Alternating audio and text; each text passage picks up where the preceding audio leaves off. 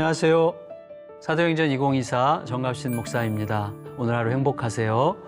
사도행전 28장 11절에서 16절까지 말씀 우리 함께 오늘 묵상하도록 하겠습니다.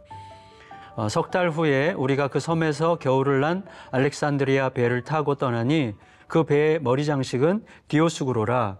수라구사에 대고 사흘을 있다가 거기서 둘러가서 레기온에 이르러 하루를 지낸 후 남풍이 일어나므로 이튿날 보디올에 이르러 거기서 형제들을 만나 그들의 청함을 받아 이레를 함께 머무니라. 그래서 우리는 이와 같이 로마로 가니라. 그곳 형제들이 우리 소식을 듣고 아비오 광장과 트레이스 타베르네까지 맞으러 오니 바울이 그들을 보고 하나님께 감사하고 담대한 마음을 얻으니라. 우리가 로마에 들어가니 바울에게는 자기를 지키는 한 군인과 함께 따로 있게 허락하더라. 여러분, 우리가 종종 이 말 하게 돼요. 하나님이 하셨다. 하나님이 하셨다. 이 말은 무척 위대합니다. 왜냐하면 진실을 진실되게 인식하는 맑은 고백이기 때문이죠. 하지만 그 말은 더러 장식용이 되기도 합니다. 제가 10년 전까지만 해도 적지 않은 분들에게 이렇게 질문을 받은 적이 많아요. 어떻게 개척을 하게 됐는가? 이런 질문들이 있었는데 그때마다 저의 대답은 개척한 게 아니라 개척을 당했습니다. 이런 거였습니다. 다시 말해서 개척은 나의 일이 아니라 하나님의 일이라는 뜻에서 했던 말이었습니다. 그런데 곰곰이 생각할수록 사실이긴 했지만 제가 그 말을 할 때 제 자신의 존재감도 함께 실어서 말했다는 혐의를 느끼곤 했습니다. 다시 말해서 내가 개척을 그렇게 겸손한 마음으로 인식할 수 있는 사람이라는 존재감 같은 거 말이죠.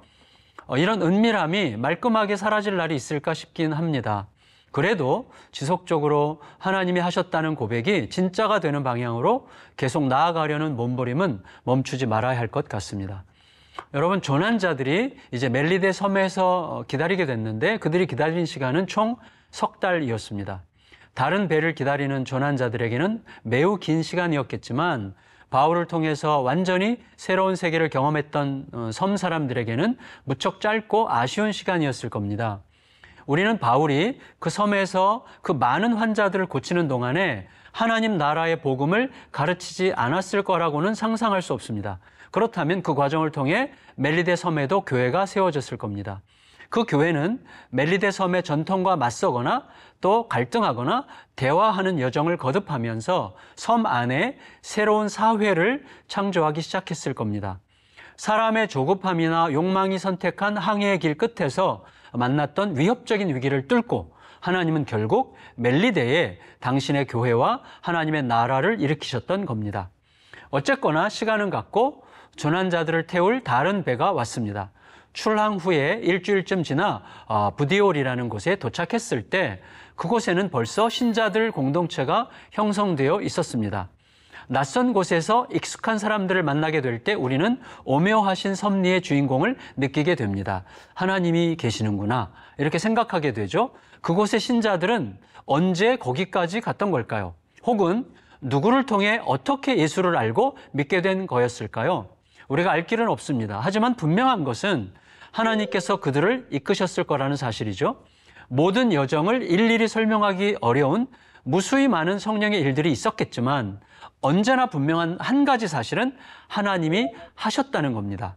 항상 오르신 하나님은 항상 신실하게 일하고 계십니다. 따라서 우리로 하여금 옳은 길을 변함없이 걷게 하실 수 있는 그 힘은 항상 오르신 하나님께서 현재 일하시는 중이라는 진실에 대한 기억에서 나오는 거죠. 어쨌거나 동료 그리스도인들을 쉽게 만나기 어려웠던 시대에 기대치 않았던 공간에서 동료 그리스도인들을 만나 그들의 영접을 받는다는 것은 매우 특별한 의미가 되었을 겁니다. 무엇보다 하나님이 이미 정교하고 정밀하게 이끌고 계시다는 것을 확인할 수 있는 시간입니다. 동시에 지금 여기라는 이 시공간이 이미 영원하신 하나님께서 생생하게 개입하고 계시는 현장이라는 걸 확인하게 되는 시간입니다. 보디올의 신자들이 바울 선교팀을 얼마나 반겼던지 그들은 바울의 신변을 책임진 백부장에게 간청합니다. 그래서 무려 일주일이나 함께 지낼 수 있도록 허락을 받아냅니다. 바울의 로마행을 위한 큰 확신과 위로의 시간이었을 것입니다. 바울은 이미 로마와 로마 부근 신자들에게 가장 만나고 싶은 스승이었을 것입니다. 따라서 신자들은 곳곳에서 미리 마중 나와 있었습니다. 로마에서 70km쯤 떨어진 아피오 광장에서도 또 50km쯤 떨어진 트레이스 타베르네라는 이 세 곳의 주막이라는 뜻을 가진 마을에서도 마찬가지였습니다. 바울은 자신이 기여한 바가 없는 곳이죠.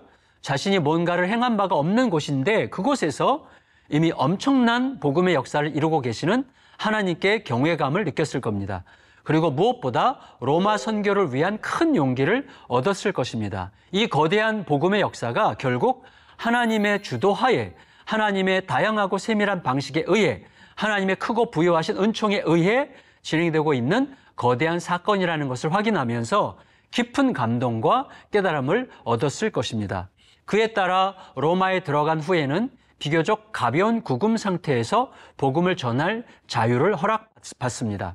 한때 황제의 명령으로 모든 유대인들이 추방당했던 잠재적 위험이 가득했던 바로 그 로마에서 사역을 위한 가장 안전한 시공간을 얻어 복음을 전하고 있었던 것입니다. 이게 하나님의 은혜였죠. 그리고 이게 하나님께서 하신 일이었습니다.